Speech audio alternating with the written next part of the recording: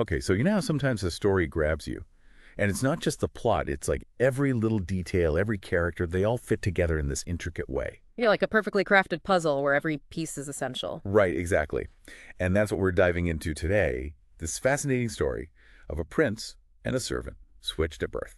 And get this, their lives intertwine in the most unexpected ways. Yeah. But like, let's be clear, our mission here is to really dissect this thing, examine every tiny detail, understand how each person, each event plays a role in this whole intricate web.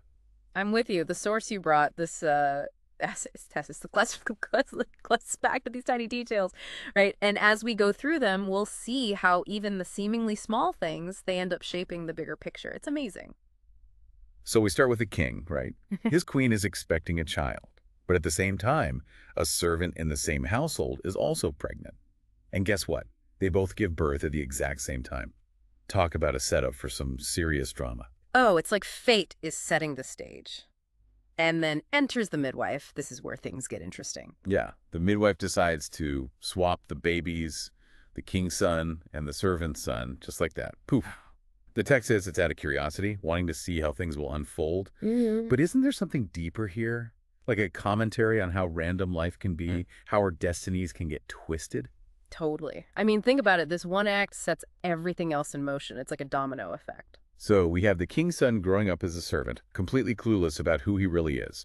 And the servant's son is living the high life in the palace, thinking he's royalty. But here's the thing. Even though he's being raised as a servant, the true prince, he still shows these signs, these natural inclinations towards royal customs. It's like something in him just knows. Like it can't be completely hidden. Right. Right. And on the flip side, the boy being raised as the prince, he's not really feeling it. His heart's not in it. You know, it makes you wonder, nature versus nurture, right? How much is who we are determined by how we're raised and how much is just in our blood? What are your thoughts on that? I mean, it's mind-blowing, right? And here's another thing. They're both being educated together in the same room, despite their completely different social standings. You can't help but wonder how that affected them, even unconsciously, you know. But the plot really thickens when the midwife's secret starts to unravel. You know how secrets are. Oh, yeah. They have a way of getting out. Right. So the text kind of blames it on the lightness of women's minds. The midwife tells someone who tells someone else, and boom, the rumor mill is churning. People start whispering about the switched prince. But everyone's too scared of the king to actually do anything about it. It's like this unspoken tension building up. Oh, it's a powder keg waiting to explode. And it does.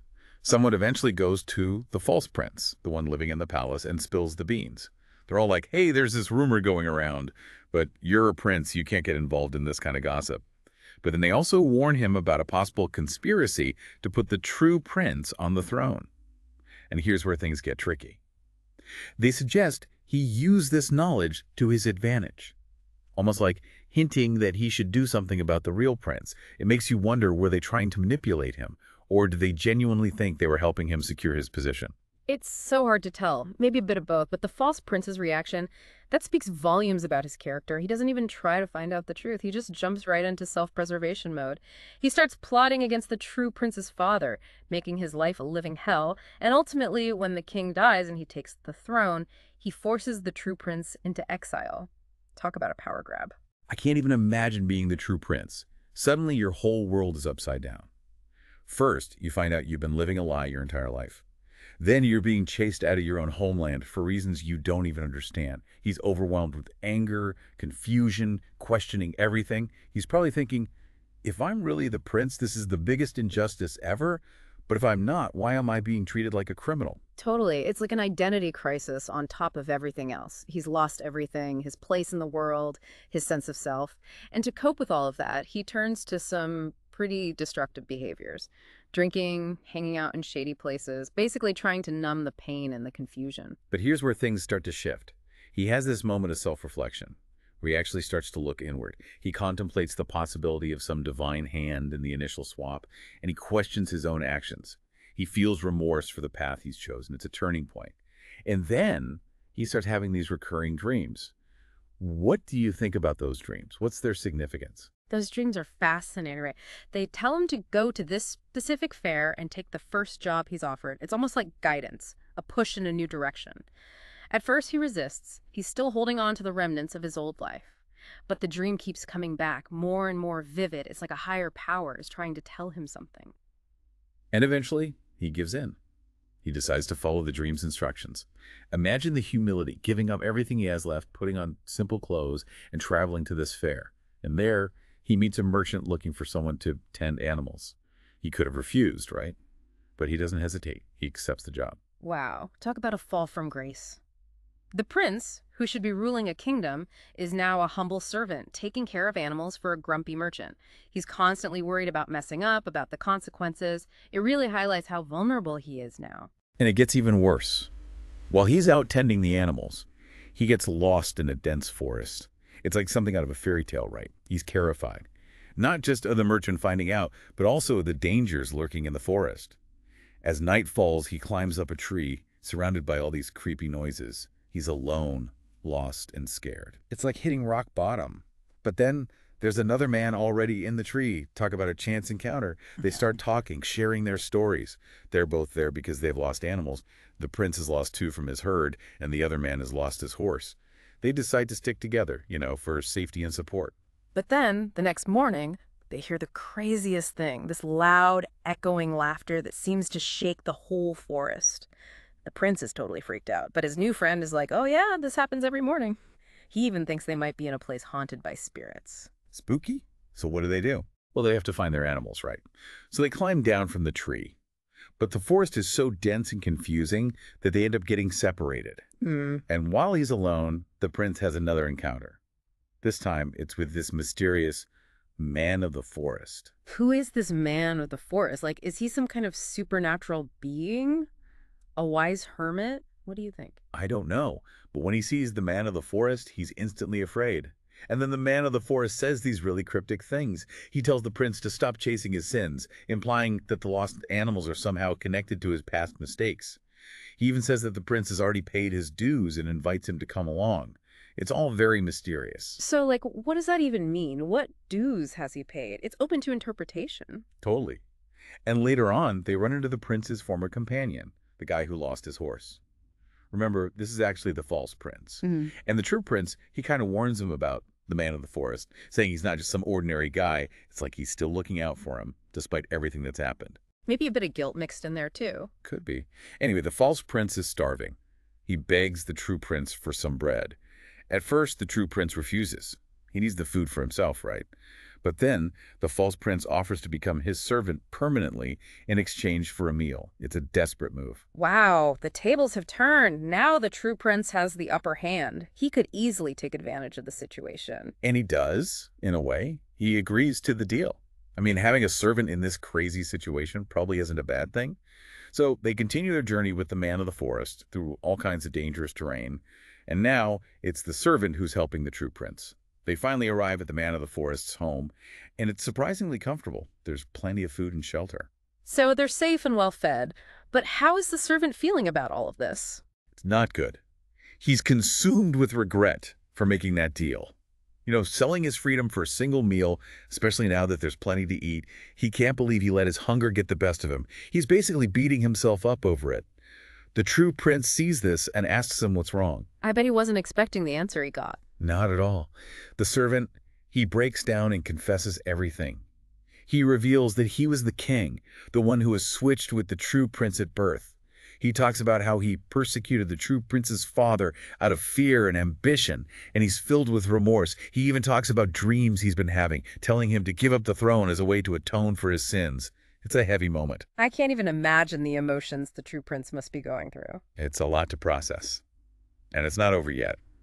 The man of the forest, he keeps dropping these wisdom bombs. Remember the weird laughter they heard in the forest? He explains that it's the day making fun of the night for not being around during the daytime. It's like this beautiful way of looking at something that seemed scary before. I like that interpretation. And then there's the music they hear. Oh, yeah. It's described as this incredible harmony created by all the creatures in the forest, like a new song being sung in honor of the moon receiving light from the sun. And the way it's described, it sounds like the most beautiful music ever, way beyond any earthly pleasure. It's this sense of interconnectedness with nature, with the whole universe. Amazing. And then the man of the forest shows them this incredible musical instrument. Yeah. It's made of leaves and colors. And get this, when you place it on any animal, it plays that same beautiful melody. It's like a symbol of the harmony that exists in all of creation. But then the man of the forest leaves. So what happens next? The prince tries to find the instrument, but he can't. Then the man of the forest comes back. He tells the prince to go to a place called Foolish Land and Wise King, and he gives him the musical instrument as a gift, along with some cryptic advice about how to treat his servant. And he gives them directions on how to find this kingdom. So they set off on another journey. Exactly. They're eager to try out the instrument again, and as soon as they find an animal, they put it on and the music starts playing. It's just as amazing as they remember. They eventually reach the city of Foolish Land and Wise King, but there's a catch. The only way to enter is through a single gate, and it takes a huge detour to get there. When they finally arrive, they're told they can't enter because the king has died. Oh no, what do they do? Here's the thing. The late king had this crazy decree that upon his death, the city's name would change to Wise Land and Foolish King. And the only way to become the new king is to figure out how to change the name back to Foolish Land and Wise King. It sounds impossible, right? Yeah, so they're stuck. Exactly. Just then, another guy shows up. He's on horseback, and he wants to enter the city too, but he can't because of the name thing. The prince, in a moment of inspiration, puts the musical instrument on the horse. And the horse starts playing that beautiful music. I can't even imagine hearing that melody coming from a horse. Right. The horseman is blown away. He wants to buy the instrument, but the prince refuses. Then, the horseman offers him something else. He says he'll teach him a special kind of knowledge to understand one thing from another. He says it's a secret that's been passed down in his family for generations, and it allows you to see deeper meanings, hidden connections. It sounds almost like a superpower. The prince realizes how valuable this knowledge could be, and he agrees to the trade. He figures that with this new understanding, he might be able to solve the riddle of the city's name. So he asks to enter the city again, and this time, they let him in. He's brought before the city's ministers. So how do you think this understanding one thing from another actually works? Can you give me an example? It's like seeing beyond the surface, right? Like Yeah. when the horseman talks about understanding one thing from another, it's about recognizing deeper principles, underlying connections. It's not about taking things literally. So with the city's name, it's not just about changing the words, it's about understanding why the name changed in the first place. It's about the meaning behind it.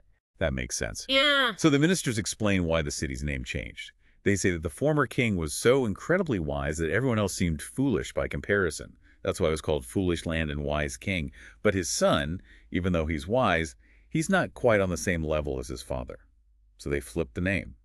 And they tell the prince that if he wants to be king, he has to prove that he's exceptionally wise by changing the name back. Okay, so what's the test? The first test involves a garden where plants made of silver and gold grow. But there's a problem. There's this unseen force that chases anyone who enters. It doesn't hurt them physically, but it makes them panic and run away. The gate to the garden is wide open with no guards. It's almost like a trap. So how does the prince figure this out? He notices a statue of a former king in the garden.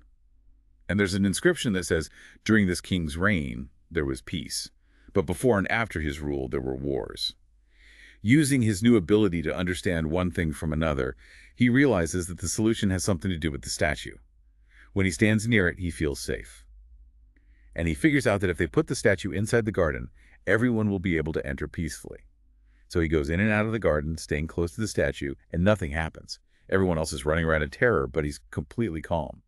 Then he tells the ministers to move the statue inside, and just like that, everyone can enter the garden without any problems. So he passes the first test. What about the second one? The ministers are impressed, but they're not convinced yet. They want him to prove himself even further. They take him to a very strange chair. It's really high up, and it's surrounded by all these wooden animals. In front of the chair, there's a staff, a table, and a lamp. And there are these paved paths leading away from the chair in all directions. But here's the catch. At the end of each path, there's a golden lion or some other creature made of metal, and they attack anyone who comes near. Okay, that sounds dangerous. And nobody knows what the chair or the pads mean. Nobody. It's a complete mystery. The prince examines the chair carefully, and he realizes something amazing. The chair is made from the same wood as the musical instrument the man of the forest gave him. Then he notices that there's a rose missing from the top of the chair.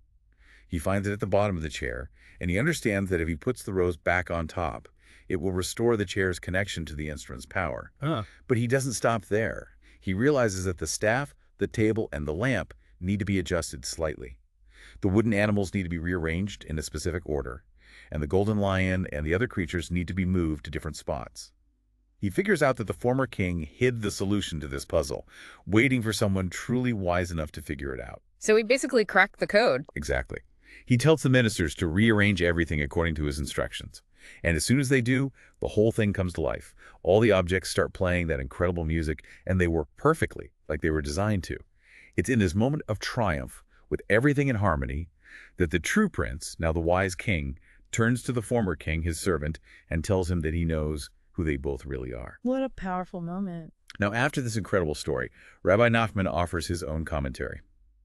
He explains that this kind of allegorical language, what he calls yuk, was really common in early Kabbalistic teachings. It's like a secret code, using stories and symbols to hint at deeper spiritual truths. Like using metaphors and imagery to convey complex ideas. Exactly. And he gives examples, like the Ark of the Covenant being carried by cows, the renewal of the moon, the menorah, the Garden of Eden, and even Shabbat.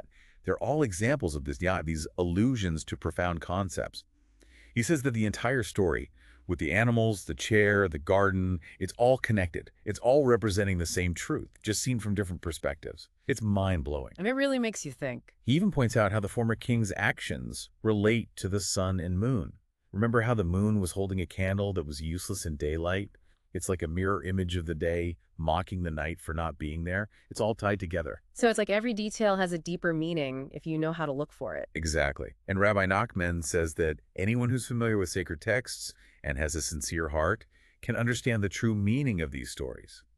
He emphasizes that it's all about interpretation, about seeing how the different parts of the story fit together. It's like a giant puzzle, and we're just starting to put the pieces together. Well said.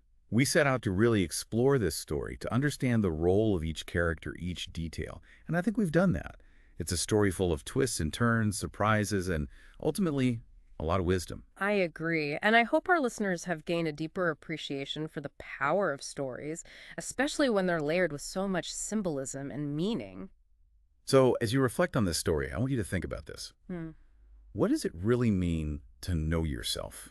To understand your place in the world? Especially when life can throw you these curveballs, these illusions that make you question everything. How do the prince and the servant's struggles with their identities resonate with your own experiences? I encourage you to keep digging, to explore the deeper meanings hidden within stories like this. You might be surprised at what you discover, because even the simplest stories can hold profound truths about ourselves and the world around us.